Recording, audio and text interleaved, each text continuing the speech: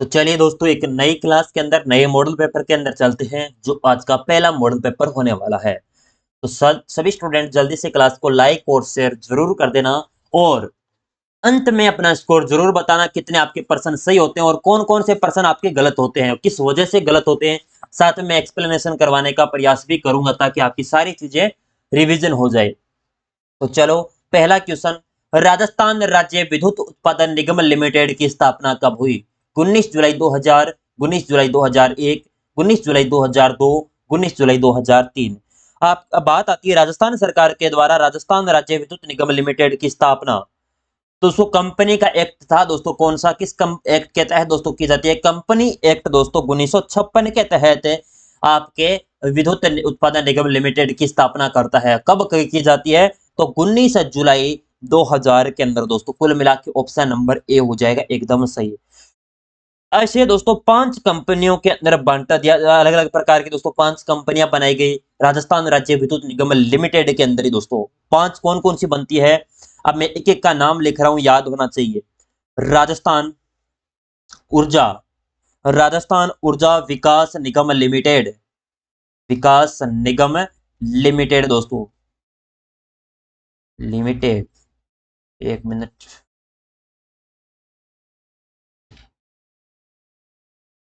Limited. दूसरी दोस्तों कौन सी हो जाएगी? राजस्थान राज्य विद्युत, राजस्थान राज्य विद्युत, राजस्थान राज्य विद्युत प्रसारण निगम लिमिटेड। ये भी इसी के अंतर्गत कार्य करते हैं, निगम लिमिटेड आगे लिख लेना। तीसरी हो जाएगी अजमेर विद्युत वितरण निगम लिमिटेड, अजमेर विद्युत वितरण निगम लिमिटेड दोस्तों।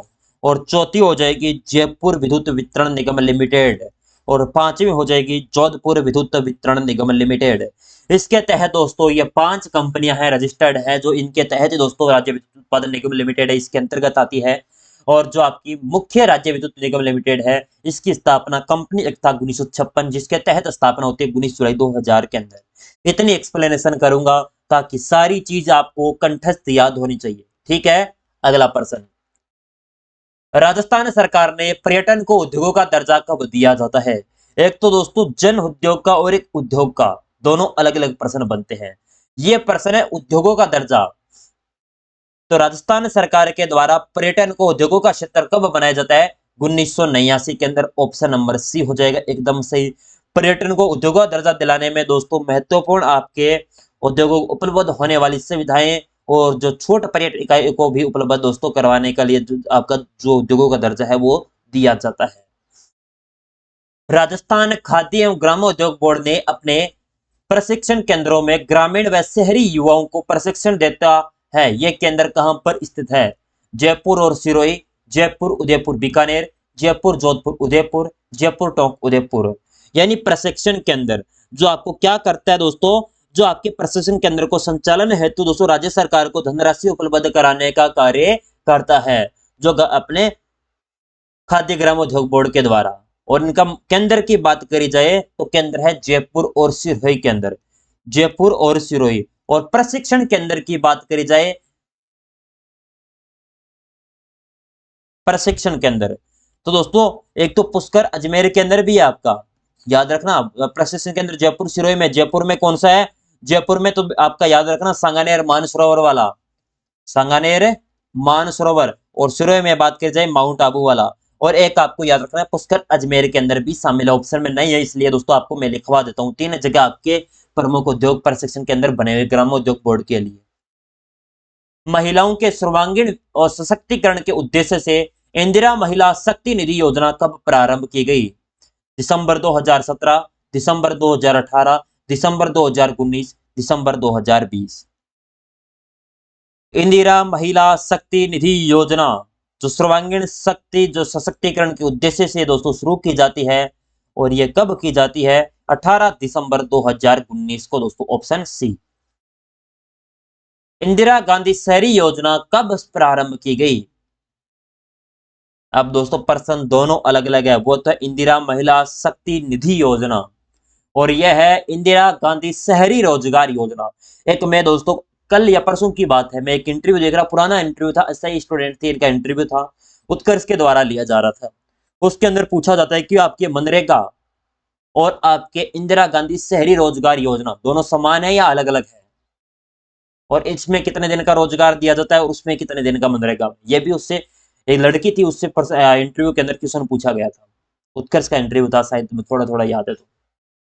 जो इंदिरा गांधी शहरी रोजगार योजना है, ये शुरुआत की जाती है 9 सितंबर 2022 को। दोस्तों एग्जैक्ट डेट याद रखना, 9 सितंबर 2022 को। राजस्थान के प्रथम राज्यपाल कौन थे? गुरुमुख निहाल सिंह, हीरालाल शास्त्री, टीकाराम पालीवाल, मथुरादास माथुर। पहले निर्वाचित मुख्यमंत्री की बात करें दोस्तों, टीकाराम पालीवाल। फर्स्ट निर्वाचित मुख्यमंत्री कौन है? टीकाराम पालीवाल। और राजस्थान के प्रथम राज्यपाल की बात करें, गुरुमुख निहाल सिंह। और अभी वर्तमान में कौन है राज्यपाल दोस्तों? वर्तमान में है हरिभाऊ किशन राव बागड़े।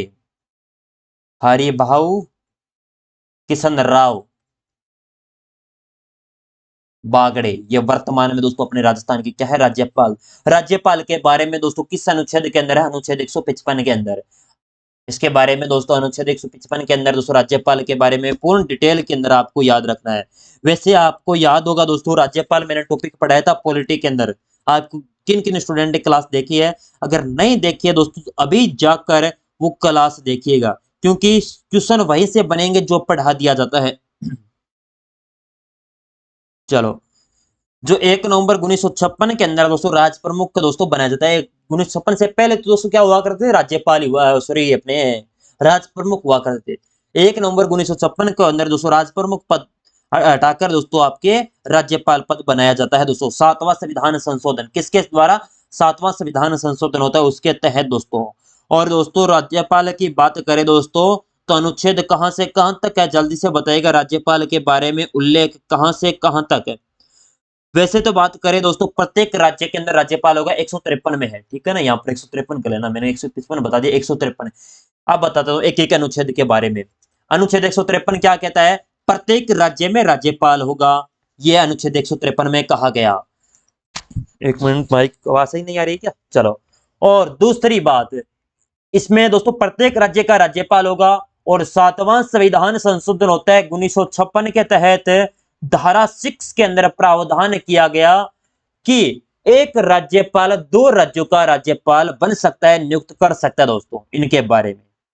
अब 155 है ना, 154 है, ये तो दोस्तों राज्यपाल की कार्यपालिका शक्तियां बताता है 154। और 155 क्या करता है? 155 ये करता है राज्यपाल की नियुक्ति। नियुक्ति कौन करेगा? राज्यपाल की नियुक्ति करेगा दोस्तों राष्ट्रपति, अपने हस्ताक्षर और मुद्रा सहित अधिपत्र द्वारा नियुक्त किया जाता है राज्यपाल को। और अपने राज्यपाल की नियुक्ति दोस्तों राष्ट्रपति और केंद्रीय मंत्रिपरिषद की सलाह से दोस्तों आपकी की जाती है। और आपके राज्यपाल की आपके पद की जो योग्यता है वो है अनुच्छेद 157 में, आपको याद रखनी है। और राज्यपाल के बारे में दोस्तों कोई सदन का सदस्य है या नहीं है दोस्तों, सेवा शर्तें दोस्तों किसमें? अनुच्छेद 158। और 159 का संबंध किससे? राज्यपाल की शपथ है, यह आपकी शपथ के अंदर इसका प्रावधान आपका किया गया है। और समाधान की 161 के अंदर दोस्तों समाधान की क्या है? राज्यपाल के पास पावर है, लेकिन मृत्युदंड को समा नहीं कर सकते दोस्तों। इतनी चीज आपको एक साथ बता दी दोस्तों, कितना अच्छा लगता है आपको, इतनी चीजें एक साथ मिल जाती है, आप भी खुश हो जाते हो और मैं भी खुश हो जाता हूं बेटा। चलो, राजस्थान के प्रथम लोकायुक्त कौन थे? ML Joshi, SS Bobde, ID दुआ, DP खेतान दोस्तों। राजस्थान के प्रथम लोकायुक्त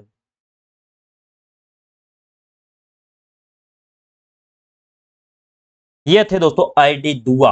ID दुआ दोस्तों, ID दुआ, ये आपके राजस्थान के प्रथम लोकायुक्त थे।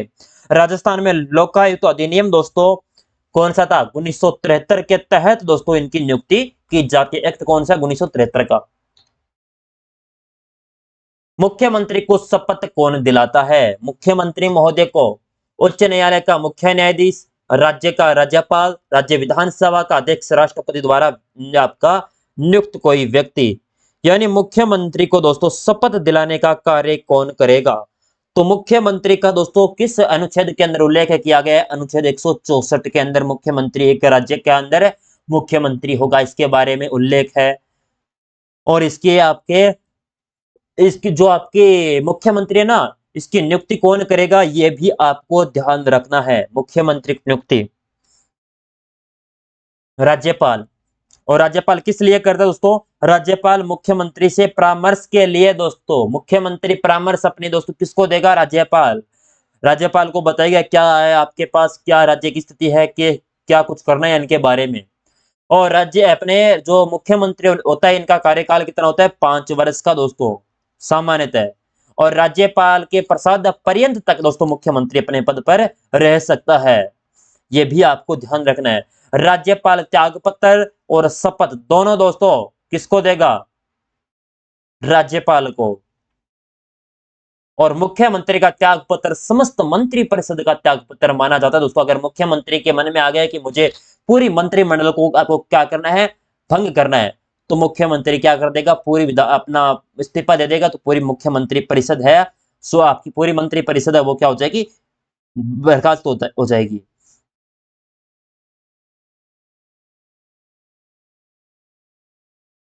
चलो, और मुख्यमंत्री का वेतन सभी को पता है, 75,000 रुपए।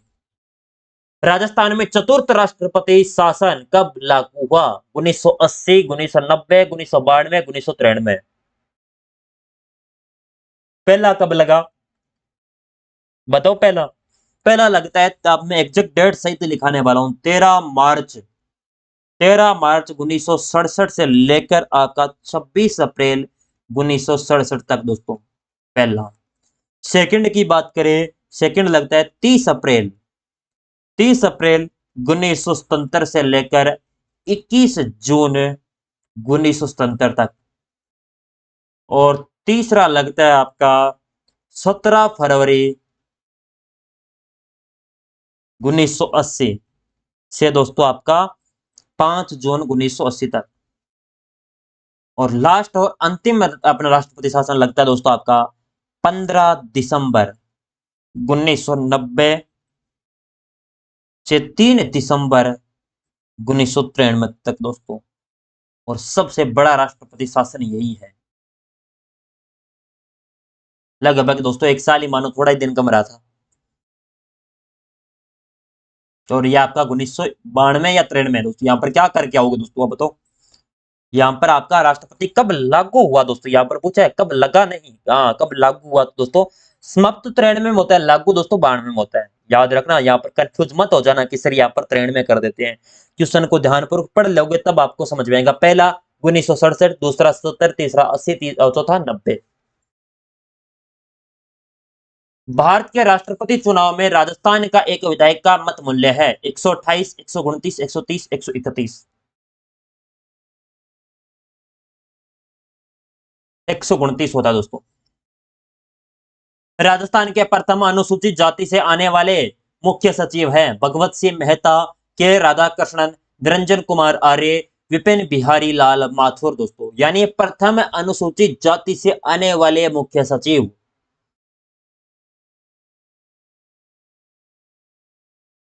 वह निरंजन कुमार आर्य। ये राजस्थान के एकीकरण के समय बनते दोस्तों। और जो है आपके,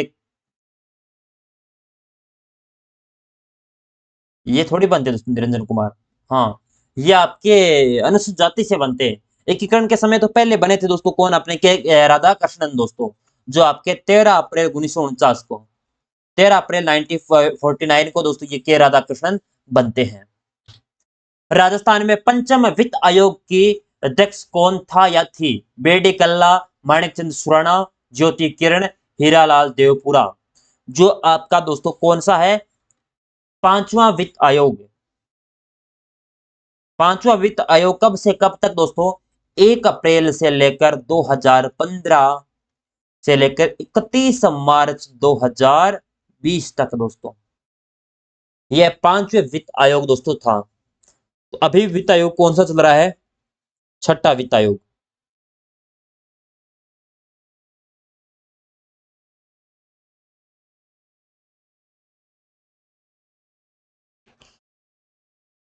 और दो छठा वित्त आयोग है दोस्तों, उसके अध्यक्ष कौन है? वर्तमान में छठा वित्त आयोग अध्यक्ष है दोस्तों इनके प्रद्युमन सिंह। प्रद्युमन सिंह दोस्तों इसके छठे वित्त आयोग के क्या है? अध्यक्ष दोस्तों।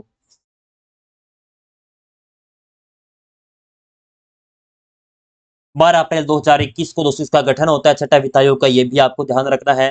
पांचवा वित्त आयोग दोस्तों आपके इसके अध्यक्ष थे आपके कौन? अपने ज्योति किरण थे क्या? ज्योति किरण, यही थी तो सातवीं अपने छठे अपने पांचवें की।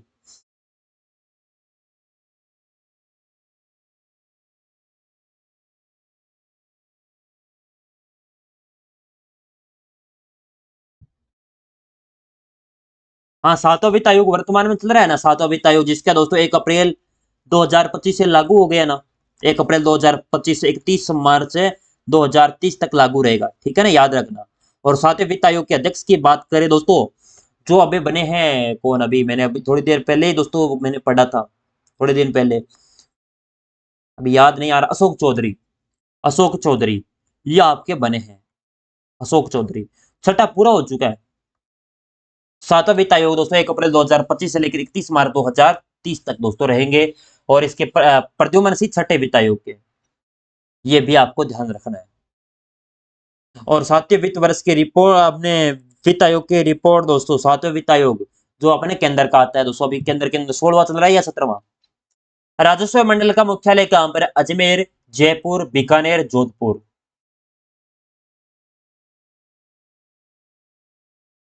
राजस्व मंडल का मुख्यालय कहां पर है? अजमेर के अंदर यह राजस्व मंडल। और इसके द्वारा दोस्तों किसकी नियुक्ति की जाती है? पटवारी साहब बनते हैं यहाँ से दोस्तों, पटवारी की नियुक्ति राजस्व मंडल ही करता है। और तहसीलदार के ऊपर जो राजस्व मंडल का नियंत्रण होता है। तहसीलदार पर किसका नियंत्रण है? राजस्व मंडल का। राज्यसभा का सदस्य बनने हेतु न्यूनतम आयु होती है। अगर आपके मन में आ गया सर मुझे क्या बनना है? राज्यसभा का सदस्य, तो आपकी उम्र कितनी होनी चाहिए?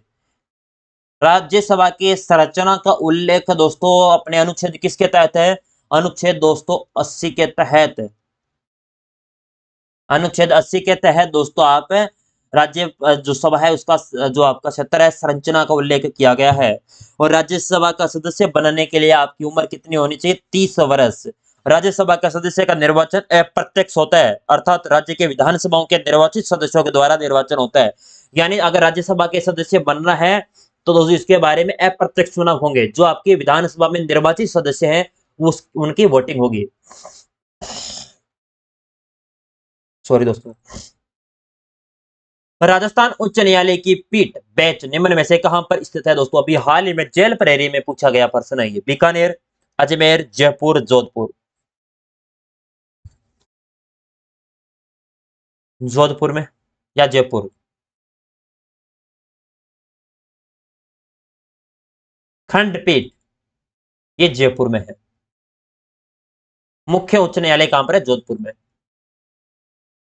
रेगिस्तान का जल महल कहलाने वाला दोस्तों बट्टाडू का कुआं किस जिले में है? यानी बट्टाडू का कुआं कहां पर है? बाड़मेर, जैसलमेर, जोधपुर, नागौर। बट्टाडू का कुआं जो क्या कहलाता है? रेगिस्तान का जल महल इसे कहते हैं। संगमरमर पत्थरों से दोस्तों निर्मित है ये। जो कौन सा संगमरमर लगा हुआ है दोस्तों? संगमरमर जो पत्थर है उससे निर्मित कुआं है। और ये आपका कहां पर हो जाएगा? बाड़मेर में। सूची 1 को 2 से सुमेलित करना है। सूचियों को सुमेलित करो बस। उद्गम स्थल दे रखा है और नदियां दे रखी है, बताओ। सेवर की पहाड़ी से कौन सी नदी का उद्गम है? सेवर की पहाड़ी से साबी नदी का उद्गम स्थल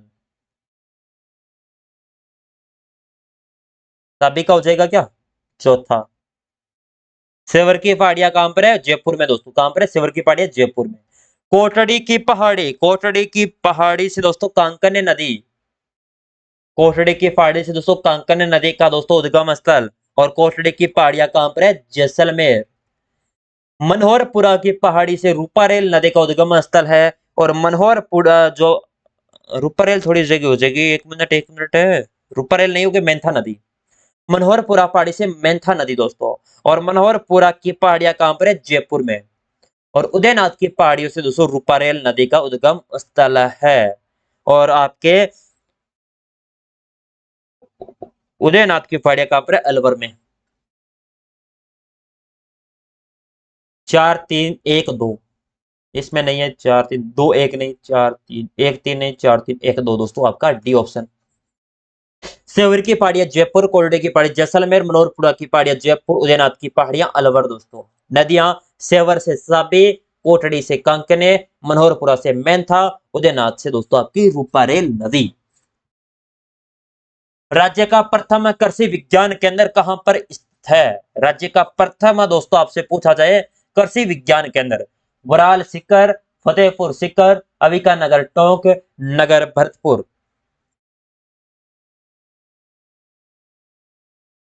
जो कृषि विज्ञान केंद्र है तो जिसका प्रमुख कार्य क्या होता है? कृषि से संबंधित गतिविधियों पर निगरानी करना, प्रबंध करना, कृषि फसल संबंधी डेटा का क्या करना? संग्रहण करना।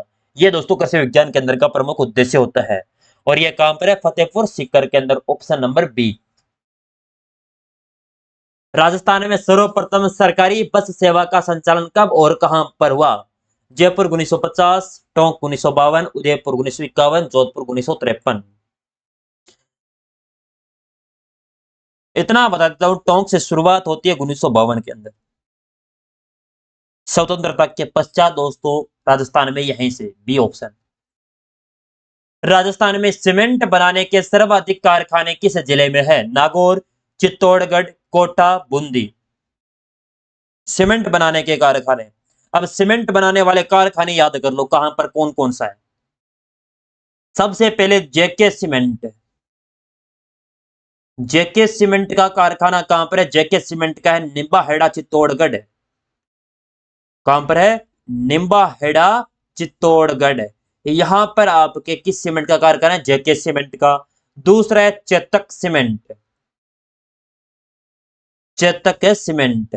चेतक सीमेंट का कारखाना कहां पर है? चित्तौड़गढ़। तीसरा याद रखना बिड़ला सीमेंट। जो बिड़ला सीमेंट है इसका कारखाना कहां पर हो जाएगा? बिड़ला सीमेंट का यह हो जाएगा चित्तौड़गढ़। चौथा याद रखना लाफार्ज सीमेंट या लाफराज सीमेंट है, इसका कारखाना लाफार्ज सीमेंट, इसका कारखाना है आपका चित्तौड़गढ़ में। एक है दोस्तों अल्ट्राटेक, पांचवी सीमेंट याद दिया रखना, अल्ट्राटेक। अल्ट्राटेक सीमेंट कारखाना कहां पर है? शंभूपुरा रोड चित्तौड़गढ़। और छठा याद रखना वंडर सीमेंट और है दोस्तों, आपने एडवर्टाइजमेंट देखा होगा वंडर सीमेंट का, कहां पर है? चित्तौड़। ये देख लो सारे के सारे, चाहे जेके पूछ ले, चाहे जब तक, बिड़ला, लाफार्ज, अल्ट्राटेक, वंडर, ये सारे सीमेंट कारखाने कहां पर? चित्तौड़गढ़ में। ऑप्शन बी आपका सही हो जाएगा, चित्तौड़गढ़ में सर्वाधिक दोस्तों आपके सीमेंट का कारखाना आपका हो जाएगा। इंपॉर्टेंट दोस्तों प्रश्न है, कई बार एग्जामिनर पूछ चुका है इनमें से।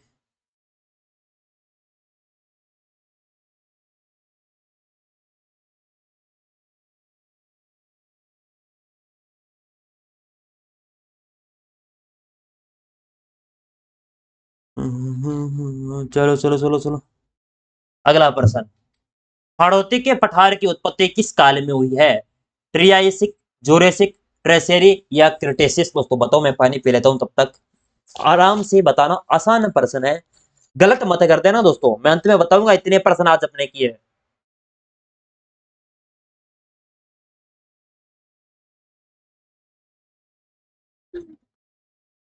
और वैसे आपने थंबनेल पर देख लिया होगा, मैंने एग्जैक्ट प्रश्न वहां पर लिखा है ताकि आपको पता लग जाए।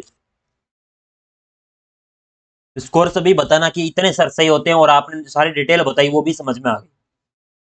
हाड़ौती के पठार की उत्पत्ति किस काल में? हाड़ौती के पठार की उत्पत्ति की बात करें क्रिटेशियस काल के अंदर होती है। जो क्रिटेशियस काल दोस्तों मध्यजीवी महाक्लब के समय दोस्तों गोंडवाना लैंड और ज्वालामुखी क्रिया के उद्गार से दोस्तों आपके हाड़ौती के पठार की उत्पत्ति मानी जाती है। राजस्थान में कौन सी जलवायु नहीं पाई जाती? आर्द्र, उष्ण, ध्रुवीय, अर्ध शुष्क। मानसून यानी राजस्थान की जलवायु मरुस्थलीय जलवायु भी कहा जाता है। राजस्थान की जलवायु क्या कहते हैं? मरुस्थलीय जलवायु। राजस्थान में दोस्तों कौन सी जलवायु, राजस्थान में आपकी आर्द्र पाई जाती है, उष्ण पाई जाती है, अर्ध शुष्क पाई जाती है, लेकिन आपकी ये नहीं पाई जाती आपकी ध्रुवीय। जवाई बांध में पानी की परियोजना बनाई गई है, नहीं यहां पर थोड़ा मिस्टेक है ना, जवाई बांध में पानी की परियोजना पानी की आवक बढ़ाने हेतु कौन सी परियोजना बनाई गई है? क्वेश्चन आगे पीछे। जवाई बांध में पानी की आवक बढ़ाने हेतु कौन सी परियोजना बनाई गई है? छापी परियोजना, सेई परियोजना, पीपलाद परियोजना, ओरई परियोजना।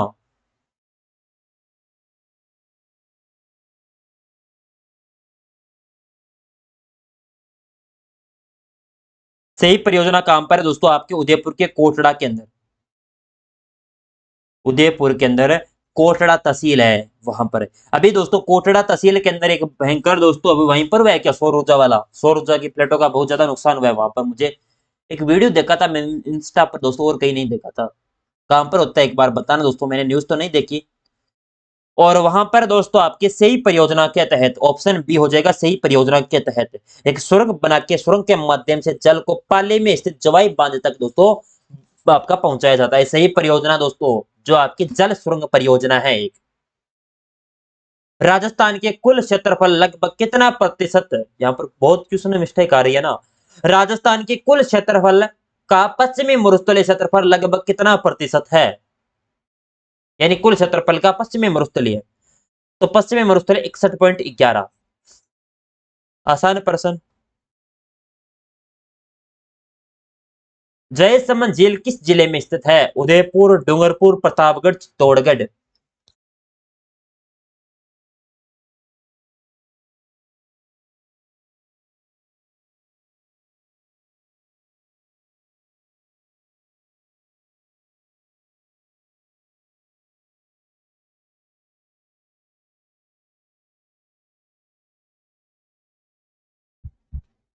कहां पर है बताओ?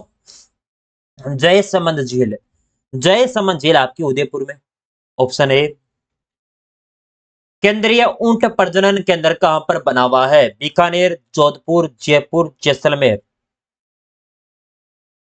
यानी केंद्रीय ऊंट प्रजनन जो केंद्र है वो कहां पर आपका स्थित है? तो केंद्रीय ऊंट प्रजनन केंद्र है जोहड़बेड़, बीकानेर। याद रखने वाला प्रश्न है, बहुत बार आसान आसान प्रश्न भी हम गलत कर देते हैं। जोहड़बेड़ बीकानेर के अंदर, यहाँ पर ही आपका दोस्तों ऊंटनी के दूध का प्रसंस्करण केंद्र बना हुआ है। मैं यहाँ पर लिख देता हूँ, ऊंटनी के दूध का प्रसंस्करण केंद्र,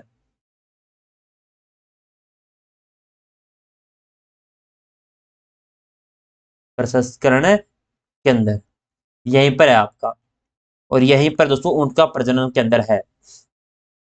देश का प्रथम शुष्क बंदरगाह कहाँ स्थित है? सांचौर, सीतापुरा, सांबर या अलवर। अगर देखा जाए देश का प्रथम शुष्क बंदरगाह तो है आपका सांचौर के अंदर। और पंडित दीनदयाल उपाध्याय जो बंदरगाह से नहर लाई जा रही है दोस्तों, कहां से? पंडित दीनदयाल उपाध्याय बंदरगाह है, वहां से नहर लाई जा रही है। और अडानी ग्रुप की सहायता से दोस्तों इसको विकसित किया जा रहा है। सूची एक को दो से सम्मिलित करना है। जसवंत सागर बांध, हेमावास बांध, बांकली बांध, जवाई बांध। बताओ। जवाहर सागर बांध लूनी नदी पर है।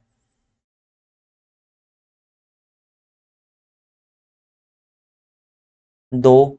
हेमावास बांध की बात करें बांडी नदी पर। बांकली बांध की बात कर ली जाए तो सुकड़ी नदी पर है। और जवाई बांध है जवाई नदी पर दोस्तों, बस चार। और सुकड़ी और बांडी और जवाई तीनों किसकी सहायक नदी है? सुकड़ी, बांडी और जवाई, ये तीनों की तीनों दोस्तों लूणी की सहायक नदियां हैं। याद रखनी है। जोजड़ी पूछ ले, सुकड़ी पूछ ले, बांडी पूछ ले, जवाई पूछ ले, ये सारी के सारे लूणी की है। और इसमें दोस्तों बांध बने, जसवंत आपका सागर बांध आपका लूणी पर, हेमावास बांध दोस्तों पाली के अंदर बांडी नदी पर, बांकली बांध दोस्तों सुकड़ी नदी पर, जवाई बांध जवाई नदी पर। दो, तीन, एक, चार। Option B. आसान प्रश्न था, कोई गलत प्रश्न नहीं करेंगे उत्तर दोस्तों। प्रश्न तो सही है लेकिन उत्तर भी गलत मत करना दोस्तों, क्योंकि मुझे गुस्सा आता है तब आप गलत करते हो। क्योंकि आसान आसान प्रश्न ही आप गलत कर रहे हो तो आप पढ़ते नहीं हो, इसका मतलब ये तो बात है। महाई नदी की राजस्थान में लंबाई कितनी है? 576 किलोमीटर, 330, 171, 100 किलोमीटर। यानी माही नदी की राजस्थान में लंबाई, माही नदी की कुल लंबाई की बात करें तो 576 किलोमीटर, यह तो है आपकी कुल लंबाई। और कुल लंबाई में से राजस्थान में पूछ जाए तो 171 किलोमीटर ये है कुल। प्राचीन काल में कौन सा क्षेत्र मेदपाट कहलाता था? मेवाड़, मारवाड़, हाड़ौती, मेरवाड़ा। मेदपाट के नाम से।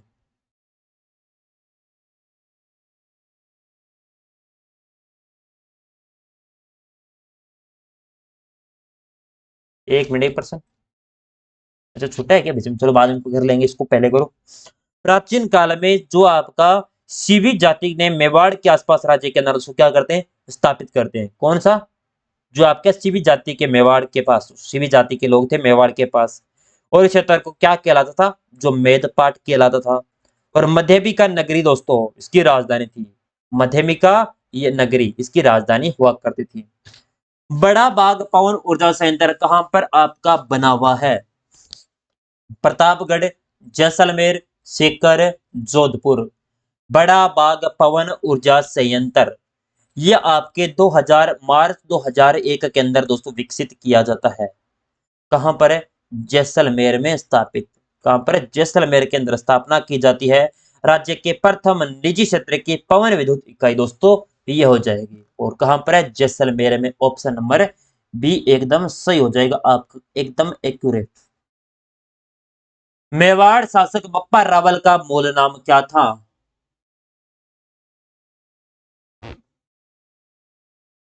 बताओ।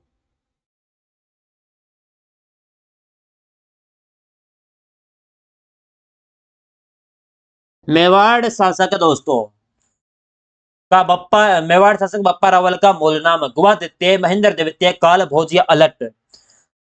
तो मेवाड़ शासक का बप्पा रावल का मूल नाम था काल भोज। ऑप्शन सी।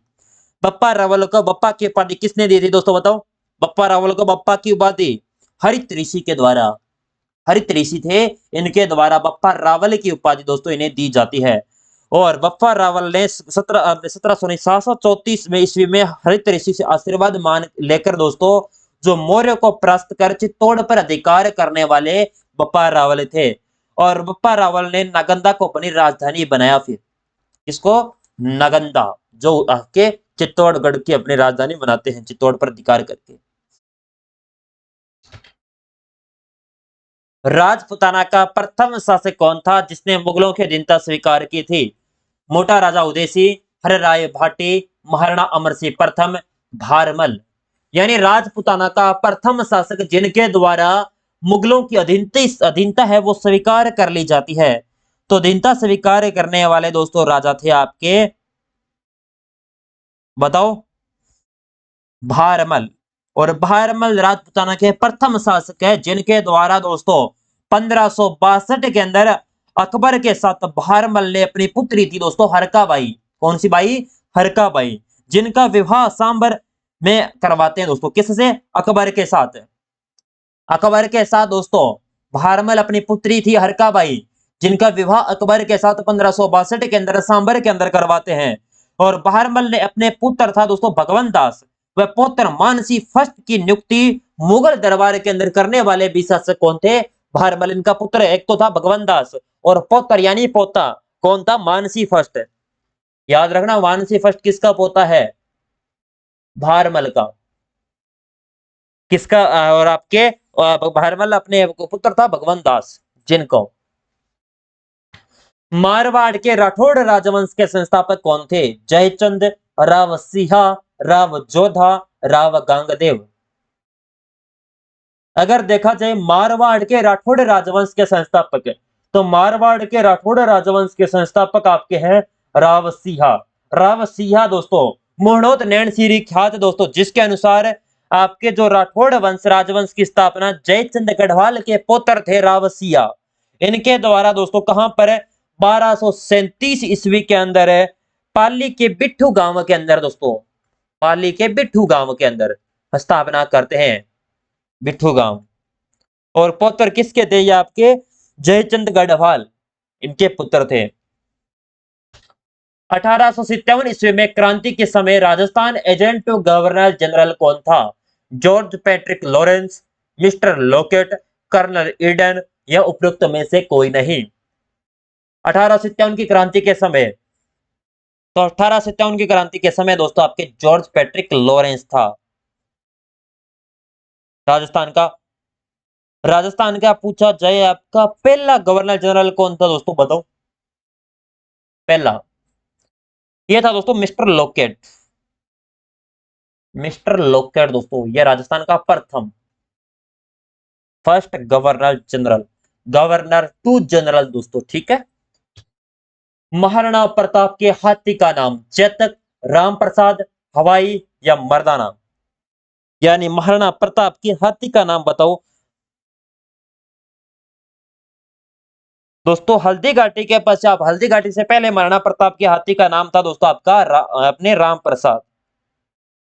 लेकिन हल्दी घाटी के युद्ध के पश्चात दोस्तों क्या कर दिया जाता है, इसका नाम है, क्या कर दिया जाता है दोस्तों, पीर प्रसाद है ना, पीर प्रसाद। और कौन करता है, अकबर करता है दोस्तों।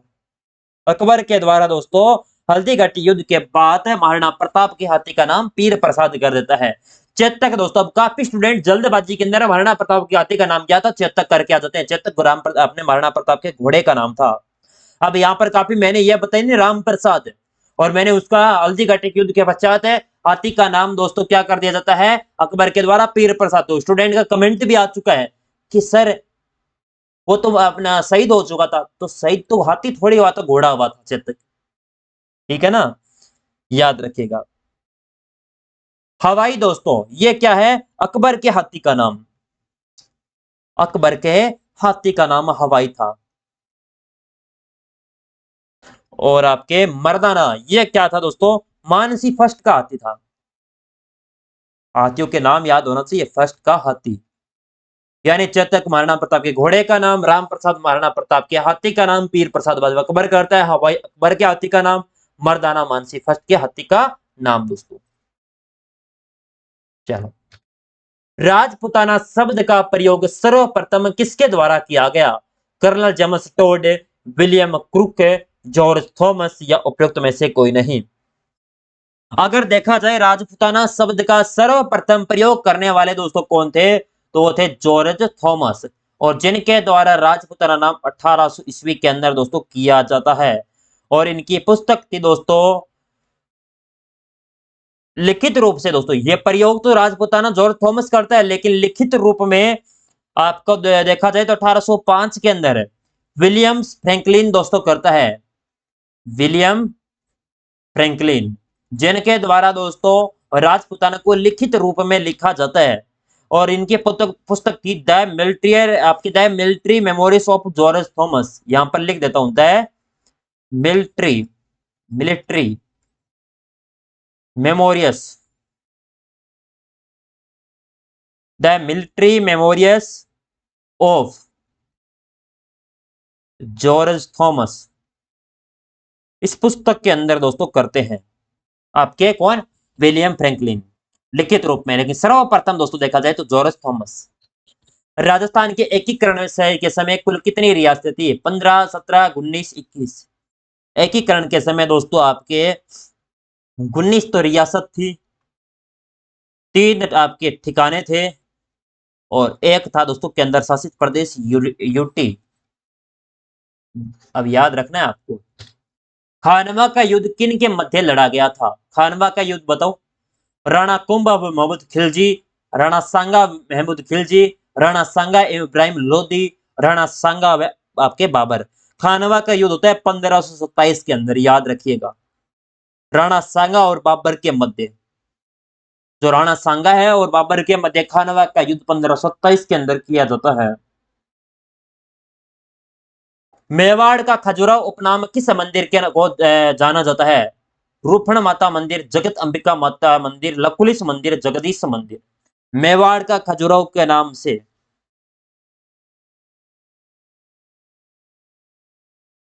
ये आपका दोस्तों जगत अंबिका माता मंदिर, इसको दोस्तों मेवाड़ को क्या कहते हैं, आपका खजुराहो।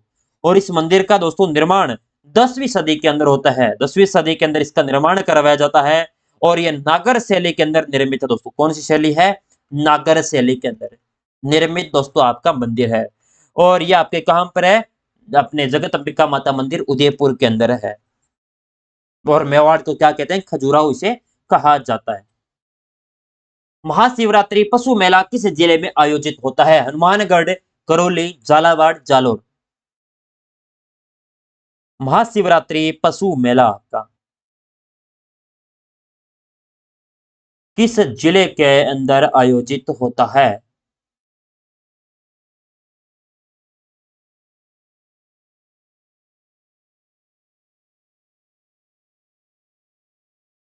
तो आपको याद रखना है महाशिवरात्रि पशु मेला लगता कब है? तो फाल्गुन कृष्ण तेरस दोस्तों, फाल्गुन कृष्ण तेरस को, त्रयोदशी, इस दिन मेला लगता है।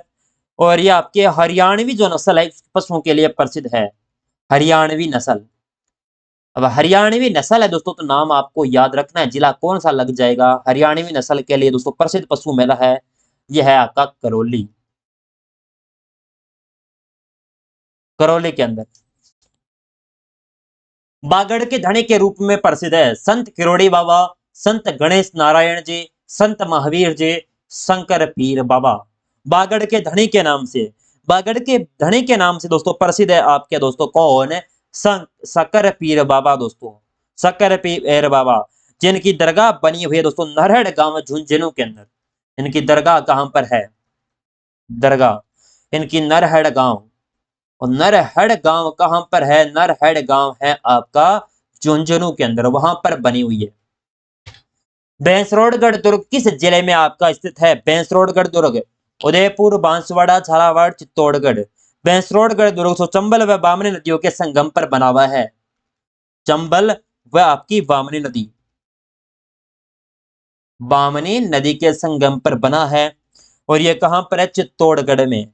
और इसका निर्माण दोस्तों एक आपके व्यापारी थे, दो व्यापारी थे, भैंसा सा व रोड़ा सा, भैंसा सा, नाम गलत लिख दिया क्या, चलो वो सा लगा लेना, भैंसा सा व रोड़ा सा, इनके द्वारा दोस्तों निर्माण करवाया जाता है। भैंसा सा और रोड़ा सा नहीं है, रोड़ा चारण है, चारणों के द्वारा निर्माण करवाया जाता है। राजस्थान का वेल्लोर, राजस्थान का वेल्लोर कहलाने वाला यही किला है आपका, राजस्थान का वेल्लोर।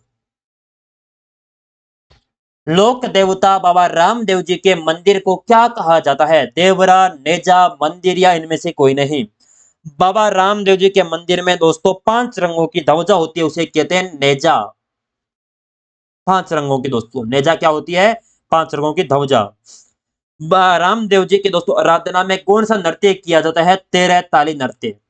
जो 13 ताली नृत्य है बाबा रामदेव जी की आराधना के अंदर ही किया जाता है।